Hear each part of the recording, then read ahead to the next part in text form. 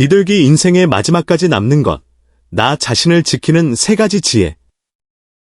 자식도, 돈도, 건강도 모두 떠나고 난 후, 인생의 마지막까지 우리 곁에 남는 것이 무엇인지 생각해 보신 적 있으신가요? 80대가 되면 결국 많은 분들이 혼자 남게 됩니다. 자식들은 각자의 삶을 살아가느라 바쁘고, 모아둔 돈은 병원비로 빠져나가며, 건강은 하루가 다르게 무너집니다. 그런데 참 이상한 일이 있습니다. 똑같이 홀로 사는 노년인데 어떤 분은 외로움을 느끼지 않고 어떤 분은 견딜 수 없이 외로워합니다. 그 차이는 어디에서 오는 것일까요? 지난달 복지관에서 만난 78세 이순복님은 이렇게 말씀하셨습니다. 자식이 잘 되면 뭐 해? 나한테 관심도 없는데. 돈이 있으면 뭐 해? 아파서 못 쓰는데. 그런데 이상하게 나는 외롭지 않아. 저는 그분 얼굴을 보는 순간 알았습니다. 그분에게는 무너지지 않는 단 한 가지가 있었습니다. 바로 자기 자신이었습니다. 우리는 평생 착각하며 살아왔습니다. 자식이 효도하면 행복할 거야. 돈만 있으면 든든할 거야. 건강만 지키면 괜찮을 거야 라고 믿었습니다. 하지만 막상 70대, 80대가 되면 깨닫게 됩니다. 자식은 자식 인생 사느라 바쁘고 돈은 병원비로 새어나가며 건강은 무너진다는 것을요. 그때 우리 곁에 남는 건 무엇일까요? 자기 자신밖에는 없습니다. 한국 노인 10명 중 4명이 심한 외로움을 느낀다는 조사 결과도 있습니다. 하지만 같은 환경에서도 외롭지 않은 사람들의 공통점이 발견되었습니다. 그들은 바로 자기 자신을 버리지 않은 사람들이었습니다. 자식에게 인정받으려 애쓰지 않고, 남들 눈치 보지 않고, 자기 자신을 존중하는 사람들. 그들은 혼자여도 결코 무너지지 않았습니다. 할머니, 왜 우리는 노년에 무너지는가? 73세 영숙 씨는 지난주 아들 내외의 저녁 초대에 갔습니다. 며느리가 만든 갈비찜과 손주들의 재롱 소리에 마음이 따뜻했지만 식사 중 며느리가 이렇게 말했습니다.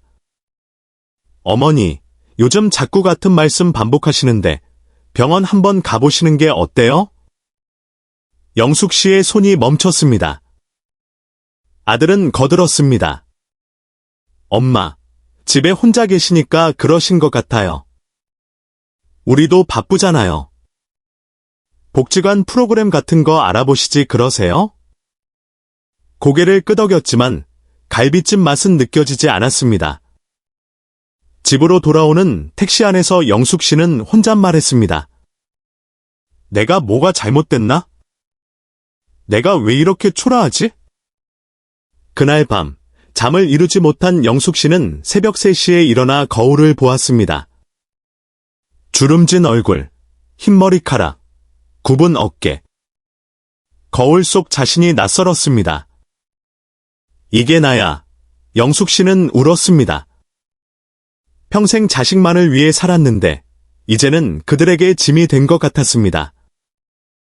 존재 자체가 부담스러운 사람이 된 것 같았습니다. 영숙 씨는 왜 이렇게 무너졌을까요? 평생 남들 눈치 보며 살았기 때문입니다.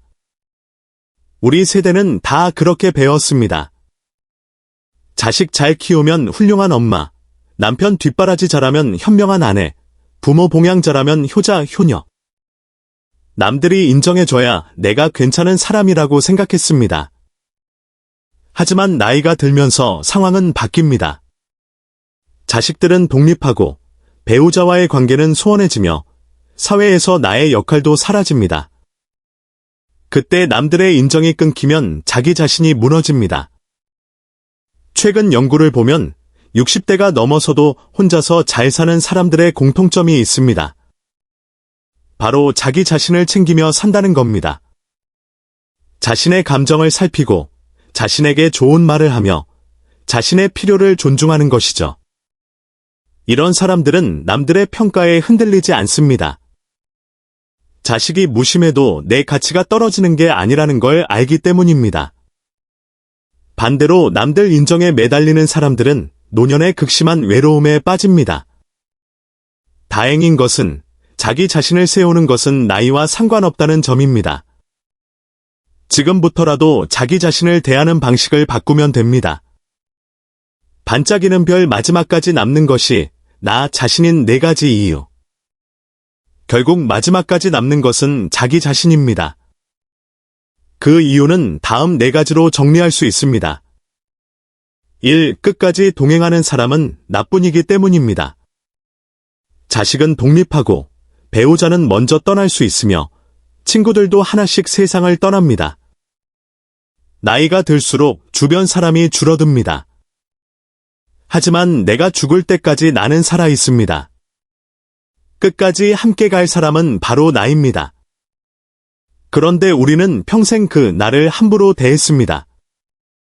이것도 못해, 쓸모없어, 늙었어 하며 욕을 했습니다. 끝까지 함께 갈 나 자신을 학대한 것이죠. 이제는 그 나에게 고맙다고 말해야 합니다. 나를 제일 잘 아는 사람은 나뿐이기 때문입니다. 자식도, 아무리 친한 친구도 내 마음을 다 알 수 없습니다. 하지만 나는 압니다. 내가 왜 슬픈지, 왜 외로운지, 왜 화가 나는지. 내 감정의 원인을 제일 잘 아는 사람은 나입니다. 우리는 평생 남에게 이해받으려 애썼습니다. 왜 내 마음을 몰라줘? 라며 서운해했죠.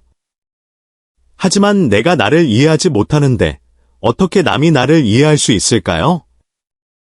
나를 먼저 이해해야 합니다. 3. 나만이 나를 조건 없이 사랑할 수 있기 때문입니다. 자식의 사랑도, 배우자의 사랑도 한계가 있습니다.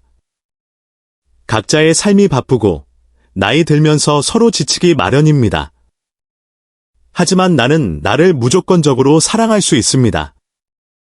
내가 늙어도, 병들어도, 실수해도 나는 나를 버릴 수 없습니다. 끝까지 함께 가야 하니까요. 이제 나 자신에게 말해야 합니다.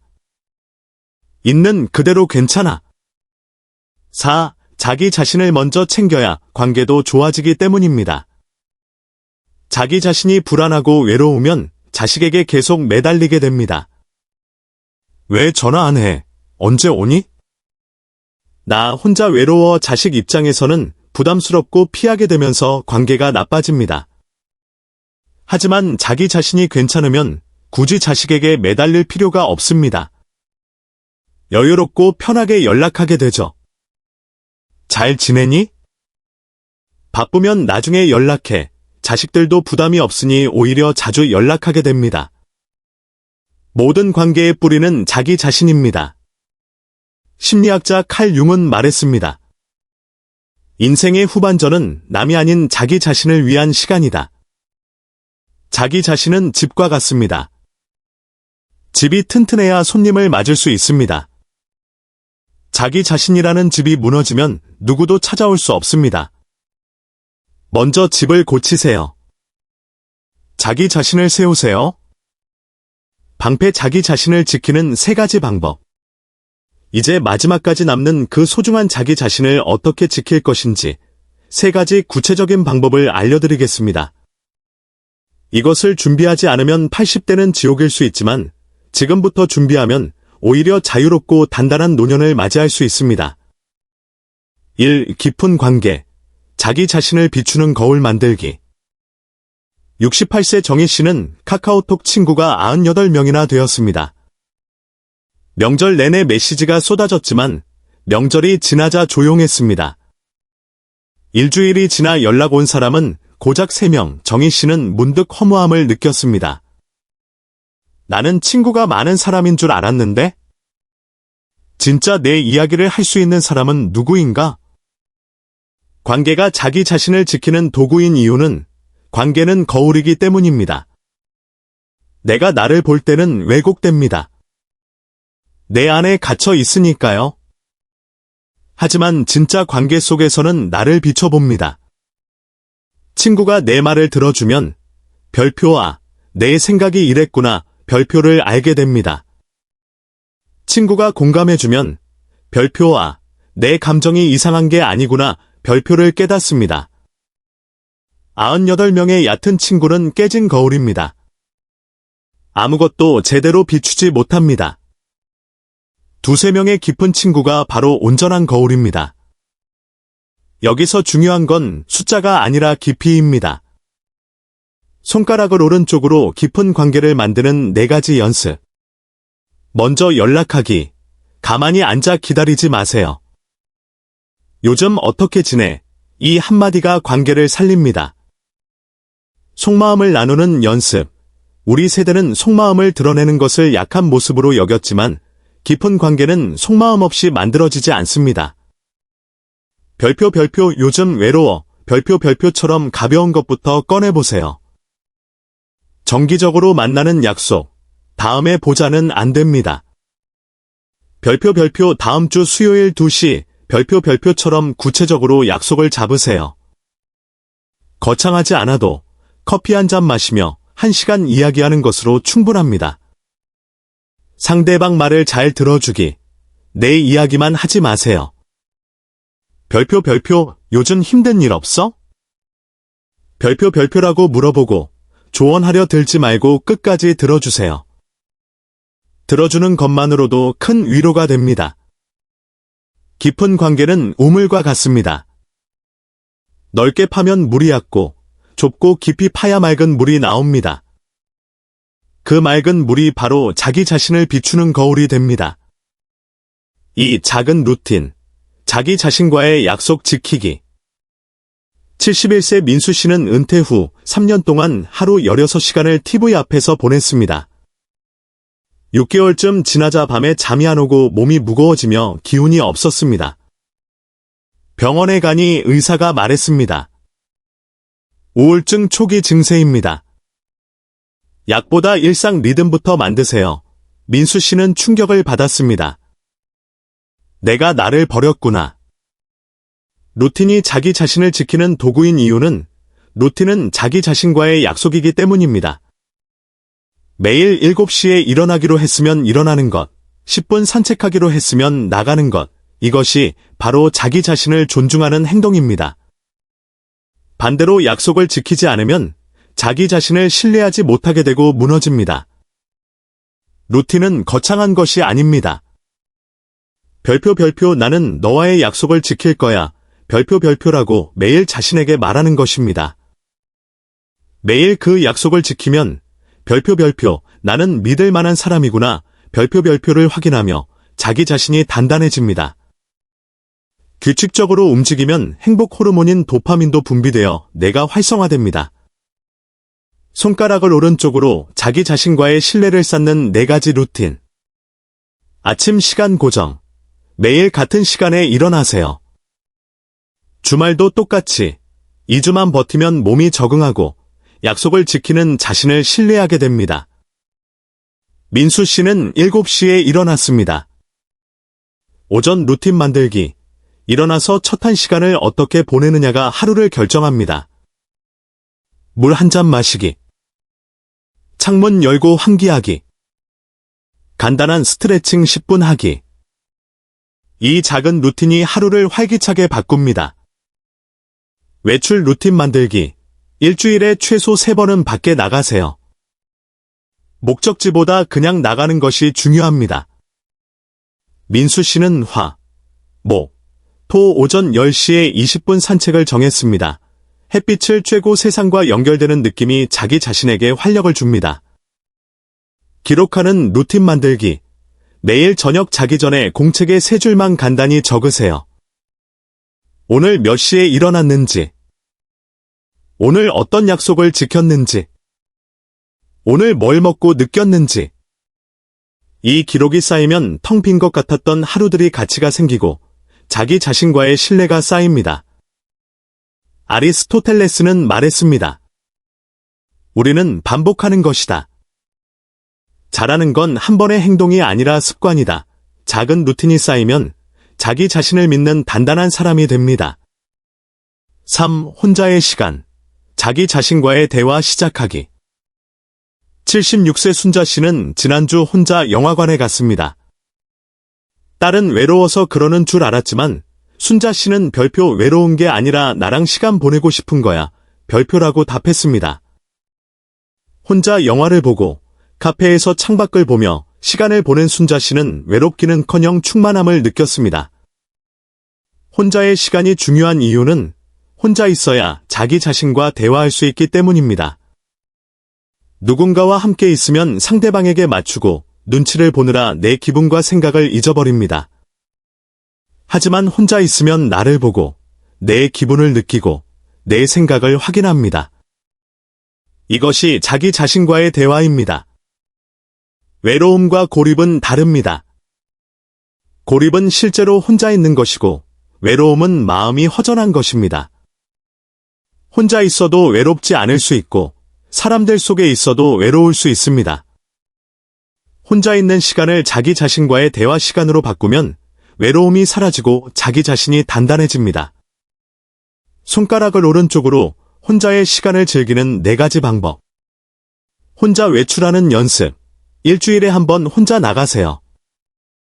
카페, 공원, 서점 어디든 좋습니다. 처음엔 어색하지만 아무도 당신을 보지 않습니다.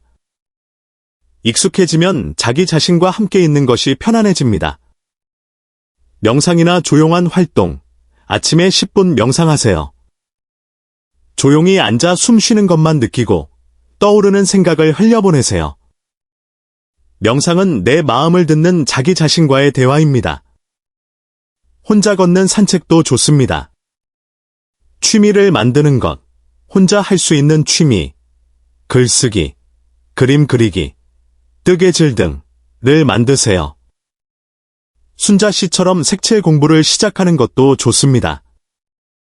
한 가지에 집중하다 보면 잡생각이 사라지고 작은 성취감이 생깁니다. 취미는 자기 자신과의 놀이입니다. 일기를 쓰는 것, 매일 10줄만 쓰세요. 오늘 기분, 오늘 한 일, 오늘 느낀 것, 형식 없이 써보세요. 6개월 후 다시 읽어보면 자기 자신을 객관적으로 보게 됩니다. 일기는 과거의 나와 현재의 내가 대화하는 창구입니다. 독일 철학자 니체는 말했습니다. 고독은 자기 자신과의 대화다. 혼자 있는 시간은 버려진 시간이 아닙니다. 자기 자신을 만나는 소중한 시간입니다. 그 당신을 만나는 것이 노년의 특권입니다. 반짝반짝 하트 마지막 인사. 자기 자신에게 고맙다고 말하세요. 마지막까지 남는 것은 단 한 가지. 자기 자신입니다. 깊은 관계로 자기 자신을 비춰보고 작은 루틴으로 자기 자신과의 약속을 지키고 혼자의 시간으로 자기 자신과 대화하세요. 이 3가지 방법으로 자기 자신을 지키면 80대가 두렵지 않습니다. 자식이 멀어져도, 돈이 줄어도, 건강이 나빠져도 안 무너집니다. 왜냐하면 자기 자신이 단단하기 때문입니다. 여러분, 우리 나이엔 이미 많은 것을 겪었습니다. 살아보니까 압니다. 결국 남는 건 나 자신뿐이라는 걸, 그 자신을 어떻게 대하느냐가 노년의 질을 결정합니다. 지금 시작해도 늦지 않았습니다. 오늘 저녁 거울을 보고 자기 자신에게 말해보세요. 수고했어. 잘 살았어. 앞으로도 함께 가자. 이 한마디가 새로운 시작입니다.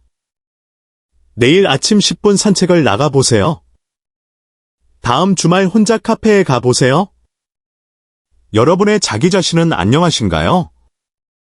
자기 자신에게 뭐라고 말하십니까? 함께 성장하는 여정에 동참해 주셔서 진심으로 감사합니다.